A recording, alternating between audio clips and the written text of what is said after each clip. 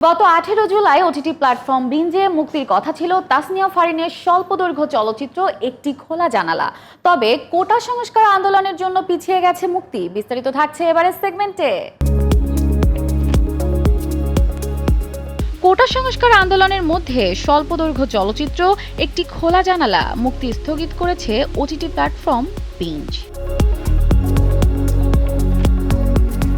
নির্মাতা ভিকি জাহেদের চলচ্চিত্রটি 18 জুলাই মুক্তির কথা ছিল, তবে বর্তমান পরিস্থিতি বিবেচনা করে পরবর্তী সময়ে চলচ্চিত্র মুক্তির দিনক্ষণ ঘোষণা করা হবে।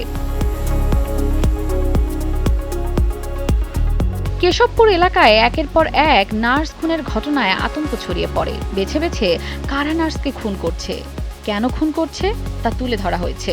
এতে দুই সেবিকার চরিত্রে অভিনয় করেছেন তাসনিয়া ফারিন ও নাদিয়া। মনস্তাত্ত্বিক থ্রিলার ঘরানার এই চলচ্চিত্রটি মুক্তির পর দর্শক মহলে কেমন সাড়া ফেলে সেটি এখন দেখার বিষয়।